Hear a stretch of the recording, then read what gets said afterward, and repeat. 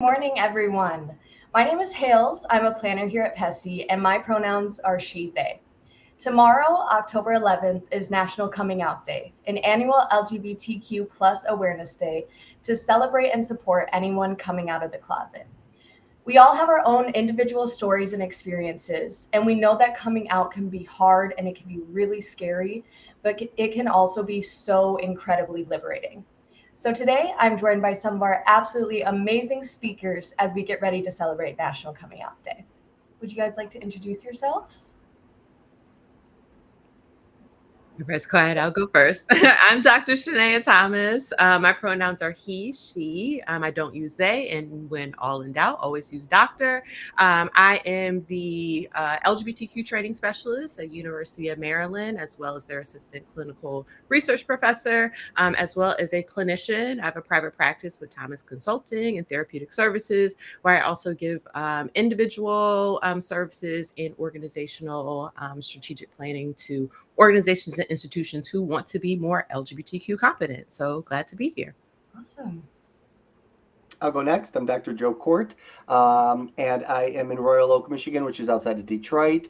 I am a licensed master social worker. I have a doctorate in sexology.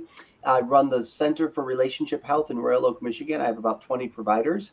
And I've written several books on LGBT and male sexual fluidity and male sexuality. And I'm very excited about talking about coming out, talking to younger people, learning from them, and me teaching them about what it was like for me. And just doing all of this is great. Yay. All right.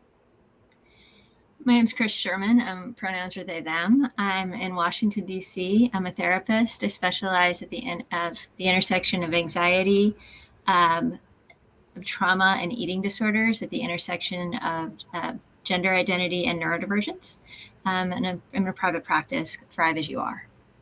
Awesome. Thank you so much to all of you for joining me today. So we'll start things off. What kind of things might a person who is LGBTQ plus go through when coming out? And if you're okay to share, what kind of things did you all go through? Whoever would like to go first. I'll go. Why not just start with some trauma? So for me, I think one thing that happens, particularly when you're coming out, and I think this is because I rest in the intersections of like queerness and Blackness, is that I was scared about what I was going to lose. I didn't know what was going to happen on the other side of coming out. I wasn't raised in a family that was necessarily learned about queerness or comfortable around certain topics around queerness and gayness. So when I discovered or was starting to discover that was part of my life and a part of who I was, I didn't really know who I was going to go to, but I definitely knew what the consequences are. So I think one thing that I'll name for me is that there was just this fear of just like, I didn't know what was going to happen after I came out. So there was time where I didn't. And I came here with my Howard shirt because that's when I started to come out, where I was just like at this HBCU, I'm in the School of Social Work, and I'm sitting there and I'm like, who do I talk to? Who do I have this conversation with? And I just had a really hard time finding my people. So yeah, I would say fear is something that I experienced. Absolutely. Yeah, I'd like to piggyback on the trauma issue because I talk about this all the time. I didn't say my pronouns are he, his, him. But also that I'm at the intersection of queer and sexual abuse survivor. And I've always seen the lens of growing up LGBT similar to growing up sexually abused, not overtly necessarily, but the trauma of having to oppress, suppress, and repress one's true identities. And so I always tell people that's why it's so hard to come out. Like you were saying, Dr. Thomas, on the other side, you don't know what's on the other side. When you tell, you don't know how people are going to respond. But also, just like you wouldn't push, if you're a trauma therapist, you understand you're not going to push your clients to go too fast in their recovery. You also would never push a LGBT person to come out too fast, because trauma is like good comedy. Timing is everything, and they have to be in control. That's such a great point. Yeah. Yeah, and I'll echo a lot of what I came out twice. The first time I think I came out, I was a little naive. I was around a lot of people who were exploring gender and sexuality, and was just kind of like, oh yeah, I'm kind of exploring, gender and sexuality. And didn't realize, was heavily involved in a strong spiritual community at that point, and didn't realize how badly that was going to land. And it's, ended in reparative therapy almost in order to keep my job, just kind of various things that were big traumas in that sort of sense. And so there's a real reality of when I came out the second time. I knew how bad it had gone the first time and what I had to lose. And it was healing that things were different, but there's still spaces in my life where I haven't come out, where I'm not able to be my true self, or where I'm not able to be all the way. And so I think that's one of the best questions that I found on a coming out guide was basically like, why do I need to come out to this person? Why? What do I gain from coming out to this person? And in that way, because I like to think about coming out as not just necessarily even a binary or a one and done type of thing. It's something that happens a lot. It's something that can happen on a spectrum. And again, why? What do you? And it can be tailored to whatever that reason is. Exactly. I've always found it so interesting that people, that you use coming out as this one-time thing, when in reality, you can come out every single day, and it can look different every single time. And I know that for me, I feel really lucky because the majority of the times that I've come out, I've been really welcomed, and people have just supported me for me. But there are also times that I know, depending on who I'm around, where I am, I can't come out. It's almost like I take a step back into the closet just for a second because of my, I want to keep myself safe. Yeah. And I think, thank you, Chris, because I'm also sitting here like, I came out multiple times. Like I came out like I was queer. Like I just a couple of years ago, like I was just like, oh, non-binary feels good to me. Even in some conversations, like I don't talk about like being involved in kink or being involved in certain aspects of like even types of even being polyamorous. Like I think there's ways that there are just layers that we have, and we kind of do have this like one and done is gonna be bad. But I'm also really happy that there's starting to be stories of just like, I did it and it felt good. I found the people, or I'm careful of the people who I don't want to tell, right? So it's also like we are being more conscious and being more safe with ourselves, but understanding that, we're layers. So thank you for saying And I'm from a generation where I used to think it was homophobia internalized. If you didn't have this big coming out, the big Diana Ross, I'm coming out, I want the world to know. And I had to learn that there are people that don't always want it. I wanted it like that. It was great and freeing, but some people want to just invite in. I'm going to invite in whom I want in my circle. And I used to be judgmental about it, and I'm not anymore. I totally get it. Yeah. Absolutely. Because it's also, no one has to come out if they don't want to, and I think that in maybe not now, but in years prior, it's been this huge thing about coming out. And it's like, if you don't come out, then you're not valid, or your sexuality or your gender identity isn't valid. But I think now it's gotten a little easier, or maybe people are more understanding of the condition that, the country is in. And so it's like, if someone doesn't want to come out, that's their prerogative. Yeah. And it's okay for those folks. Like, I think a struggle that I have with maybe my like young adult clients is especially when they identify as non-binary, where they're like, all right, I'm coming out as non-binary. How do I do this right? And it's just like, there isn't a right? It's just because we don't have a culture built around being non-binary and like what that essentially looks like. People are like, well, I'm out, but where am I out going to? Right. So I think it's also like, I have to help people say like, that's also the freedom of being on the spectrum, where it's just like, now we can pick and choose, right? Like, this is queerness. We can now pick and choose what this looks like, whether you want to come out or not. And I know people think it's better for teenagers these days, and it is after they come out. Before they come out, what we see in the offices is a narrative they had nobody to talk to, not even God, because many of them have religious abuse and they have no one. So they don't know that just because my brother came out or my father's gay doesn't mean I'm going to be accepted. It could be a whole different situation. So it's like the 70s or the 50s or the 60s for them until they come out after. And I think people need to know that. Yeah. Absolutely. I think there's so much pressure to come out in a way that's certain too, like, because you're shielding yourself for that reaction of like, okay, so I better be darn sure I'm non-binary, or maybe I'm trans, or, whatever it is, I'd better have this label that I am ready to cling to by my fingernails, because chances are I'm going to get like kind of thrown off the cliff with it. So I'd better be able to hold on to it. And I think back to one of the first people I came out to when I came out the second time. And my friend was like, I don't know. And my friend was like, look, if you want to not come out to me tomorrow, that's okay too. Like, just like love who you are, and I'm here for you. And it was really like one of the best things that somebody could have said to me to like take some of that pressure off of like, this does not have to be the gender's fluid, things can change, expressions can change, words can change, labels you identify it can change, they will change. And that's fine. Yes. Chris, I am so glad you said that, because it does feel like you need to know exactly who you are and exactly who you're going to be for the rest of your life. But that's just not how it works. Like you said, sexuality, gender identity, it's so fluid. And like, I know for me, my gender identity changes every day. Like there are days where I feel like a woman, but days where I'm just theying around. Like I'm just being who I am. Yeah. I love it. That's the best way I could describe it. Right. But I think what you said, Chris, it really does take the pressure off, because you're just who you are today. That's all that matters. Yeah. And speaking of clients, what are your guys' thoughts on self-disclosure to clients?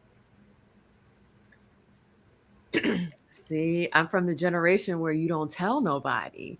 But I will say a short story of when I used to work in a high school and I was starting to like wear a little bit more masculine clothing. Like kids know. Like, first of all, kids know. So there was no hiding from them at all. And it wasn't until my students started knocking on my door and like kind of asking questions of like, where do you go after work? Or like, do you have a boyfriend? Where I had a great conversation with one of my directors whom I came out to. And I said, I'm gay. And my director was also gay. And he said, congratulations. And so that was really great. But he was like, if you feel that it's helpful in your relationship to come out to this person, then it's okay. Then it's fine. And I remember having this conversation with a 16-year-old client where she asked me, like, how did you, what did you tell to your parents? What was the hardest thing that you told to your parents? And I told her that I told them that I was gay. And I will tell you that day after, all the queer kids coming, knocking at my door. So it wasn't until that point that I have traditionally, like classically, I've learned like, no, you don't tell anybody your sexual orientation, but nobody talks about when it's literally coming out your pores, for one. And for two, the need that folks have to know who you are and can I relate to you, right? So it is a very private choice for people to do that, but I find it helpful to be out in all of my identities because that's how people know where I am. Now, I do have ways that I keep myself safe, and I think about like, if somebody in the wrong hands, if my identity gets into the wrong hands, like how do I keep myself safe from that person? But I think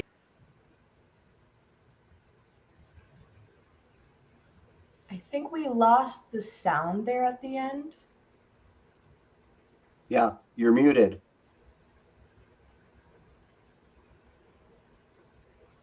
Well, Cole will take care of that. In the meantime, Joe, would you like to? I am from the generation too that said you keep your sexual orientation to yourself, but again, only if you're LGBT. Every straight therapist was always out about their wedding ring, their husband, their wife to a client. So I never bought into it. I was an openly gay therapist all the way from the beginning, and people knew my orientation, whether you were gay, straight, or bi. And but I do understand that it's a therapist's professional decision about whether they're going to tell. But I would always share in my trainings, if you don't tell, you might lose a client.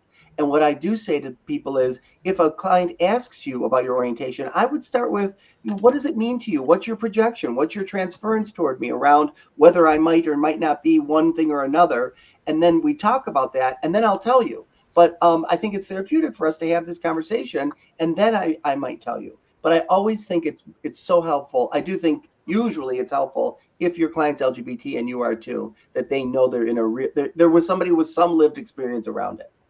Exactly.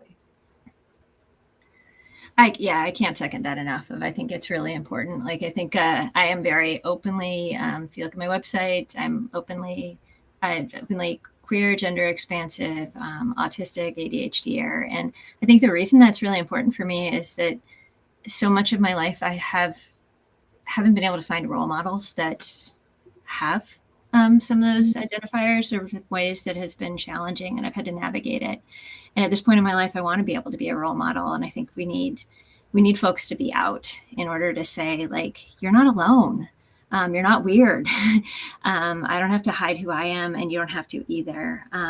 We might need to figure out how to survive a world that's not made for us. And we can do that together, but we don't necessarily have to, have to hide who we are.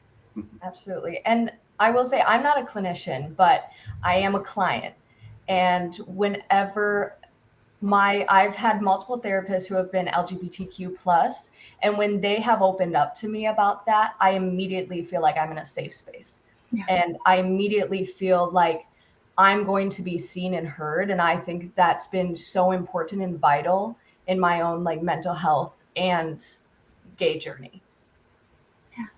And in my journey, I never wanted an LGBT therapist for whatever reason. It didn't click for me. I always wanted a straight therapist, mostly straight men, because I had issues with straight men. So I needed to know that they were, and then I had straight women. I don't know. I never sought out LGBT. And I think, like you say, it's a personal preference. Exactly. All right. I think we have room for one last question. And it's, if you could give yourself, your younger self, any advice on how to navigate through this process, what would it be? It would be to enjoy the journey. I think I spent so much time stressing about like, am I going to get it right? And what am I going to lose? That I think in some ways, and actually did get this advice. I think at some point, like 6 months in, of somebody who told me, a mentor was just like, just enjoy this. Like, this is kind of this like really fun time where you get to find out who you are. Wow. And so, maybe didn't do it enough, but I think that's something that I still try to hold on to. Like, there's just ways in which like, at some point you'll have it more figured out maybe, and maybe things will feel more, stable in some ways. They're also going to be more challenging in others. So there is just a wonderful time, like experiment. Don't worry about getting it right. Yes. I think I would tell my younger self, well, first of all, I was bullied a lot, humiliated, beaten up. I had all kinds of horrible horror. I would tell him that it does, and not to sound trite, but that it does get better, that you will navigate and negotiate this much better once you get out of middle school. In high school, it gets better. In college, you'll meet safe people, safe places. Even though it was the 70s and 80s for me, I did find all that. I was out back then. And I found a family of choice. And so you will have the strength to do that. It won't always be that you'll have to be interacting with somebody who's anti-gay. Absolutely. No. Oh. Well, we'll put in the comments Shanéa's thoughts to their younger or to her younger self. And my advice to my younger self, I would say to love myself first and foremost, and to treat myself with the grace and understanding that I give to everyone else. Like, I would want to make sure that I'm giving that to myself, because during that time I didn't always, and there were times I hated myself, and that just made everything so much worse. But now I love myself and I'm happy with who I am. And that's what National Coming Out Day is all about, right? Well, thank you all so much for joining me today and for being vulnerable and open. And this was amazing. So thank you. And thank you for everyone who is watching. Happy National Coming Out Day tomorrow.